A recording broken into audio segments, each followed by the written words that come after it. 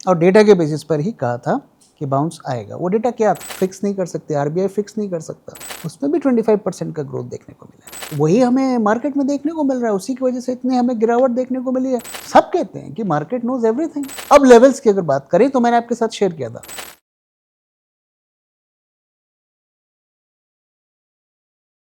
Sir कल के video में आपने नियर टर्म में बाउंस के बारे में बात किया था और आज बाउंस आ भी गया अच्छा खासा। तो क्या लगता है आपको फिर कब तक चलेगा ये बाउंस? हाँ। तो कल के वीडियो में हमने आपके साथ डेटा दिखाया था और डेटा के बेसिस पर ही कहा था कि बाउंस आएगा। वो डेटा क्या था कि पहला तो आईवीज में हमें ड्रॉप देखने को नहीं मिल रहा था। मार्केट में इतना पैनिक था, आईवीज में ड्रॉप देखने को नहीं मिला और कॉल की आईवी पुट की आईवी से ज़्यादा हो गई। यूजुअली जब मार्केट में पैनिक होता है तो पुट्स की आईवीज बढ़नी चाहिए, जो हमें वहाँ नहीं देखने को मिला। साथ ही अगर हम प्रीमियम्स को देखें, वहाँ भी राइज देखने को मिला था। तो इतने पैनिक में प्रीमियम्स भी यूजुअली नहीं बढ़ती हैं।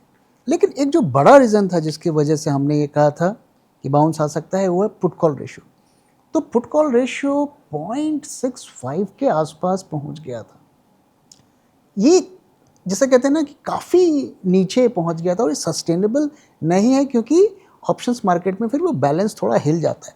इससे पहले भी जून के महीने में हमने फर्स्ट वीक में हमने यही सिचुएशन देखी थी, 0.65 पहुंच गया था और उसके बाद हमें कई दिनों तक वो रैली चली। ओके, अब आज का जो हम डेटा देख रहे हैं उसके हिसाब से ये हमें नहीं लग रहा है कि ये रैली ज़्यादा दिन चलेगी। और अगर आप देखें तो आज की रैली का क्या कारण था, जैसा मैंने कहा टेक्निकल रीज़न था। 540 पॉइंट 3 दिन में लूज़ किया, तो कहीं ना कहीं जाकर एक शॉर्ट कवरिंग, एक शॉर्ट्स की प्रॉफिट बुक होती है और उसी शॉर्ट कवरिंग की वजह से हमें ये राइस देखने को मिला है। चांसेस बहुत कम है कि ये रैली सस्टेन करेगी। तो सर ये बाउंस इस होप में तो नहीं हो रहा कि इंडिया यूएस की डील हो जाएगी, क्योंकि अगस्त फर्स्ट तो नज़दीक ही है। देखो, जब तक यूएस की तरफ से या हमारे देश की तरफ से ये ना कहा जाए कि डील नहीं हो रही है, तब तक हम ये नहीं कह सकते कि डील नहीं होगी। जब तक नेगोशिएशन चल रही हैं, होप बरकरार है। अब जो ज़्यादा अपडेट्स नहीं आ रहे हैं कि जो हमारे डिसएग्रीमेंट के फील्ड्स थे, जैसे कि डेयरी और एग्रीकल्चर, वहाँ पर क्या हुआ इसकी कोई खबर नहीं आ रही है। ओके, बट जो खबर आ रही है कि यूएस से शायद मान जाए कि ठीक है, एग्रीकल्चर डेयरी में आप हमें नहीं घुसने दोगे, फाइन। लेकिन यूएस से अभी भी इस बात पर अड़ा हुआ है कि टैरिफ्स, हमारा माल बिकेगा इंडिया में तो उस पर टैरिफ नहीं लगेगा। और शायद वो इस बात के लिए मान गए हैं कि आप टैरिफ बेशक धीरे धीरे कम करो, लेकिन हमें एक फर्म टाइमलाइन चाहिए कि आप कब तक किसमें टैरिफ्स को कम करेंगे। तो जब तक ऑफिशियली नहीं कह देते हैं तब तक हम नहीं मान सकते कि डील इज़ ओवर। अब जो यूके के साथ डील हुई वो भी उसी तरीके से हुई, टैरिफ्स को हमें हटाना पड़ा। तो ऐसा तो हो ही नहीं सकता कि अमेरिका का माल इंडिया में अगर बिकेगा डील के बाद तो उस पर टैरिफ लगेंगे, तो हर तरफ से हमें नुकसान है। दूसरी बात है कि देखो, अगस्त फर्स्ट तक तो मुझे नहीं लगता होने वाला है, क्योंकि अभी तक देखो कोई अपडेट नहीं आया। अब अंदर में क्या चल रहा है दोनों गवर्नमेंट्स के बीच में ये तो हमें नहीं पता, हमारे तो इतने सोर्सेस नहीं है। लेकिन कोई ऐसी इंडिकेशंस नहीं है। और अगर ऐसी कोई डील की खबर के बारे में मार्केट को पता होता तो वो डेटा में दिखता।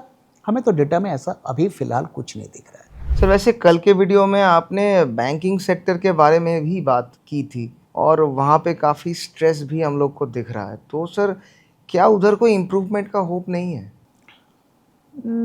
देखो, जहाँ तक आरबीआई की बात है, सिस्टम की बात है, तो काफ़ी मदद की जा रही है। ओके, आरबीआई ने लगातार लिक्विडिटी इन्फ्यूज़ किया, गवर्नमेंट ने भी रेट्स को कट किए, रेपो रेट्स कट किए। उस तरफ से तो सब देखो एफर्ट हो रहा है। लेकिन प्रॉब्लम क्या है? प्रॉब्लम ये है कि जो लोन्स बैंक्स ने बांटे एग्रेसिवली पिछले 2-3 सालों में कि लोन ले लो, लोन ले लो, लोन ले लो, लोन ले लो, वो लोग अब लोन चुका नहीं पा रहे हैं। खास करके अनसिक्योर्ड लोन्स में खासा स्ट्रेस देखने को मिल रहा है। और ये प्रॉब्लम पहले जो एनबीएफसीज कंपनी, जो माइक्रो फाइनेंस कंपनीज थी, वहाँ से शुरू हुई।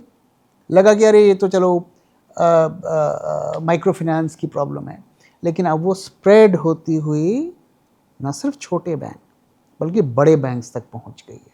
ओके, अब आप देखो HDFC, ICICI, एक्सिस, तीनों ने स्लिपेज की बात की है। इनके मेजरली स्लिपेज कहाँ है? एग्रीकल्चर सेक्टर में। अब NBFCs, बजाज फाइनेंस, इतना बड़ा नाम, वहाँ पर भी हमें वही कहानी देखने को मिल रही है, स्ट्रेस देखने को मिल रही है। उनके भी 20% से ज़्यादा के स्लिपेज हुए हैं। अब जो स्मॉल फाइनेंस बैंक है, उज्जीवन बैंक, उनका 60% से ज़्यादा का प्रॉफिट ड्रॉप हो गया। ओके, कोटक बैंक का ड्रॉप हो गया, IDFC का ड्रॉप हो गया, इंडसइंड बैंक की तो हालत ऐसी ही खराब है, उनका तो 70% से ज़्यादा का प्रॉफिट ड्रॉप हो गया। तो क्या बड़ा बैंक, क्या छोटा बैंक, क्या NBFCs, सब जगह हमें स्ट्रेस देखने को मिल रहा है। और ये प्रॉब्लम कोई सरकार फिक्स नहीं कर सकती, RBI फिक्स नहीं कर सकता। ये सब कुछ इकॉनमी से जुड़ा हुआ है।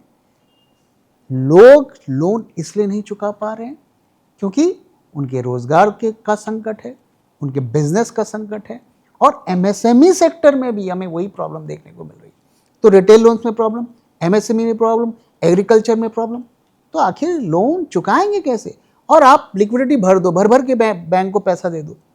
भाई अगर बैंक लोन देगा, NBFC लोन देगा, चुकाना तो रिटेल को पड़ेगा, और वो तभी चुकाएगा जब उसके हाथ में पैसा होगा, और वो तो हमें फिलहाल तो नहीं दिख रहा है। और ऐसा तो मुझे याद नहीं पड़ता कि इतना हमें कोविड के टाइम पर भी सुनने को मिला था या नहीं मिला था। वहाँ तो प्रॉब्लम एक क्वार्टर की आई थी, थोड़े बहुत डिफ़ॉल्ट हो रहे थे, और फिर अगले क्वार्टर से सिचुएशन इम्प्रूव होने लगी थी। यहाँ तो प्रॉब्लम अब स्प्रेड होती हुई दिख रही है। अब आपने होप की बात की, क्या है होप? अब एक और होप है कि अब कुछ दिनों में शायद RBI और रेट कट कर दे। आप कर दीजिए रेट कट, कोई प्रॉब्लम नहीं है, अच्छी बात है, लेकिन कितना भी सस्ता लोन दो, जब आदमी की कमाई नहीं हो रही है तो कहाँ से EMI चुकाएगा, आप मुझे बताइए। सर स्पेसिफिकली बात करें अगर बजाज फाइनेंस की, तो उनके नंबर्स इतने भी खराब नहीं दिख रहे हैं, फिर क्यों इतना फॉल हमें देखने को मिला इसके स्टॉक में? बजाज फाइनेंस के अगर हम नंबर्स देखेंगे तो वहाँ ऐसा कोई प्रॉब्लम नहीं है।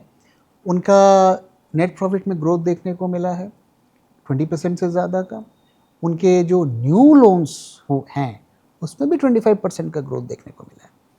तो जहाँ बैंक्स के लोन्स ग्रो नहीं कर रहे हैं, 10% से नीचे हैं, वहाँ बजाज फाइनेंस टाइप कंपनी 24% से उनके लोन ग्रो कर रहे हैं। सारे नंबर्स ठीक हैं। प्रॉब्लम क्या है? प्रॉब्लम है इनकी जो लोन की स्लिपेज है, प्रोविजनिंग, जो स्लिपेज प्रोविजनिंग है, उसमें 24% का राइज हुआ है। यानी कि जो प्रॉब्लम के बारे में मैं आपको बता रहा था कि डिफ़ॉल्ट, स्लिपेज, ये प्रॉब्लम अब बजाज फाइनेंस टाइप के A ग्रेड NBFCs में भी देखने को मिल रही है। तो कोई भी इंस्टीट्यूशन अछूता नहीं है, कोई भी फाइनेंशियल इंस्टीट्यूशन ये नहीं कह सकता कि नहीं जी हमारे यहाँ प्रॉब्लम नहीं है। और चिंता की बात क्या है कि ये प्रॉब्लम बढ़ रही है, और पहली बार बजाज फाइनेंस में इस तरीके की सिचुएशन हमें देखने को मिल रही है। और वही हमें मार्केट में देखने को मिल रहा है, उसी की वजह से इतनी हमें गिरावट देखने को मिली है। स्टॉक अगर आप देखिए तो इस हफ्ते मेरे ख्याल से 8% से ज़्यादा का गिर चुका है। आज थोड़ी सी रिकवरी देखने को मिली। तो ये कहते हैं ना कि कोई भी बड़ी प्रॉब्लम की शुरुआत छोटी प्रॉब्लम से होती है। तो लोगों का थोड़ा भरोसा इस स्टॉक पे कम होता हुआ दिख रहा है, और उसी का रिएक्शन देखने को मिल रहा है। राजेश जी पूछ रहे हैं कि सर FTA का इम्पैक्ट क्या होगा? इसके बारे में काफ़ी आप लोगों ने क्वेश्चन पूछा है कि FTA का क्या इम्पैक्ट होगा। देखो, माहौल तो ऐसा बनाया गया कि FTA तो गेम चेंजर है, बहुत कुछ होगा, लेकिन अगर आप क्लोजली पढ़ेंगे तो कोई विशेष फ़ायदा नहीं है। देखिए, अगर आप देखें तो हमने क्या एग्रीमेंट किया? हमने एग्रीमेंट किया कि 90% ऑफ आइटम्स जो यूके से इंडिया में आती हैं वो टैरिफ फ्री हो जाएंगी, ज़ीरो टैरिफ, और 64% गुड्स जो हैं इमीडिएट ज़ीरो टैरिफ पर बिकने लगेंगे। अब मुझे बताइए, इससे सरकार को फ़ायदा होगा कि नुकसान होगा? ऑब्वियसली जो सरकार के पास एक्स्ट्रा टैक्सेस जाते थे वो नहीं जाएंगे, और चूँकि उनका माल सस्ता हो जाएगा तो आप किसका माल खरीदेंगे? अगर मैं सेम कैटेगरी का प्रोडक्ट यूके मेड है और इंडिया मेड है, दोनों सेम प्राइस पे है, तो इंडियन कंज्यूमर किसको लेगा? ज़्यादातर लोग बाहर का माल लेंगे, विदेशी माल खरीदेंगे, तो वो हमारी कंपनीज़ को भी नुकसान करेगा। ओके, फ़ायदा क्या है? देखिए, कुछ सेक्टर्स को फ़ायदा है, और जो हमारे इलेक्ट्रॉनिक एक्सपोर्ट होते हैं उसमें फ़ायदा है, आईटी सर्विसेज एक्सपोर्ट होते हैं उसमें फ़ायदा है। अब आप मुझे बताइए, यूके में मेड इन इंडिया इलेक्ट्रॉनिक्स कितना जाता है और कितना ख़रीदा जाएगा? भाई वहाँ तो दुनिया भर से माल आ रहा है। ओके, तो हमारी कोई ऐसी स्पेशलाइजेशन तो है नहीं चाइना की तरह। ओके, अब आईटी सर्विसेज तो ऐसे ही हम उनके प्रेफर्ड वेंडर हैं। इंडिया से सबसे ज़्यादा आईटी सर्विसेज वहाँ पर एक्सपोर्ट होता है, वो तो ऐसे ही है। और वो उसका भी अगर आप देखें तो हर कंपनी वहाँ से स्क्वीज़ कर रही है कि बिलिंग रेट कम करो। छोटा मोटा इंडस्ट्री में कुछ कुछ थोड़ा बहुत फ़ायदा है, फार्मा में है, ऑटो में है। अगर आप देखिए, जो वीज़ाज़ जो हमारे जो यहाँ के लोग वहाँ जाते हैं उनको कुछ फ़ायदा मिल जाएगा, बट कोई ऐसा मत समझिए कि यहाँ पे middle class, lower middle class को बहुत सारा फ़ायदा मिल जाएगा। जो भी थोड़ा बहुत फ़ायदा मिलेगा वो किसको मिलेगा? जो बड़ी कंपनीज़ हैं। ओके, क्योंकि उनके पास वर्ल्ड क्लास का इंफ्रास्ट्रक्चर है, तो वो उनको थोड़ा फ़ायदा मिल जाएगा, उसके अलावा कोई विशेष फ़ायदा नहीं है। और अगर आप मेरी बात ना भी माने तो मार्केट की बात मानिए। डील का अनाउंसमेंट हुआ, मार्केट ने क्या पॉजिटिवली रिएक्ट किया? हम तो कहते हैं कि सब कहते हैं कि मार्केट नोज एवरीथिंग, तो मार्केट ने तो डील को खारिज कर दिया। हाँ, कुछ लोग खुश हो सकते हैं कि अब यूके की दारू, स्कॉच विस्की अब सस्ती मिल जाएगी, उस पर टैरिफ कम हो जाएगा तो सस्ती हो जाएगी, उसी का जश्न मना लीजिए। And sir, last but not the least, अगले कुछ दिनों में मार्केट कहाँ जाता हुआ दिख रहा है आपको? ओके, तो अगर मार्केट को देखें, आज का हम डेटा देखें तो कल के डेटा में क्या था? मार्केट गिरा विथ लो वॉल्यूम, तो ये सजेस्ट करता है कि सेलिंग रुकने वाली नहीं है। ओके, रिज्यूम होगी। आज का डेटा भी हम देखें तो वॉल्यूम बहुत ज़्यादा नहीं था। कल 92,000 करोड़ का टर्नओवर था और आज वो बढ़ के 94,000 करोड़ का करीब रहा। हमारा एवरेज करीब 1 लाख करोड़ का अगर हम एक महीने का देखें, तो मार्केट बढ़ा with low turnover, again a weakness. दूसरी चीज़ अगर मैं देखूं तो वंस अगेन निफ्टी का फ्यूचर्स का प्रीमियम अगर हम देखें, आज तो बढ़ना चाहिए था। अगर बुलिश लोग होते तो ये तो बढ़ना चाहिए था, वो बढ़ा भी नहीं। ओके, तो वंस अगेन सिस्टम में ज़्यादा बुलिशनेस के इंडिकेशंस नहीं है। ओके, और ठीक है, पुट कॉल रेशियो थोड़ा सा रिकवर हुआ है, जैसा कि कल मैंने कहा था कि 0.65 तो मतलब वो सस्टेनेबल ही नहीं है, उसको तो बढ़ना ही था, वो बढ़ गया। लेकिन ओवरऑल कोई ऐसे साइंस नहीं है कि ये रैली लंबी चलेगी। जेन्युइन बाइंग के कोई साइन नहीं है, ये पूरा शॉर्ट कवरिंग की वजह से ये रैली हमें देखने को मिली है। कल का डेटा और देखते हैं कि कल क्या जेन्युइन बाइंग के साइंस मिलते हैं। ओके, सो कल का डेटा की कल की बात करेंगे। फिलहाल ये रैली ऐसा नहीं लगता कि सस्टेनेबल होगी। अब लेवल्स की अगर बात करें तो मैंने आपके साथ शेयर किया था कि 24,750 इससे ऊपर अगर मार्केट जाएगा आपको अपने शॉर्ट्स कट कर लेने हैं। हमारा जो शॉर्ट्स का लेवल था 24,950 का था, उसके नीचे अगर आपने शॉर्ट किया होगा और अगर आपने हमारे लेवल को माना होगा तो आपके शॉर्ट्स अभी कट जाने चाहिए। तो क्या अब हम लॉन्ग जाना है? एब्सोल्युटली नॉट, लॉन्ग नहीं जाना है। क्या हमें शॉर्ट जाना है? वंस अगेन शॉर्ट का लेवल 24,750 है, उसके नीचे ही जाना है। इसके ऊपर जब तक जा रहा है आराम से शांति से बैठिए। कल का डेटा देखेंगे कोई मेजर उसमें बदलाव होगा तो आपके साथ शेयर करेंगे।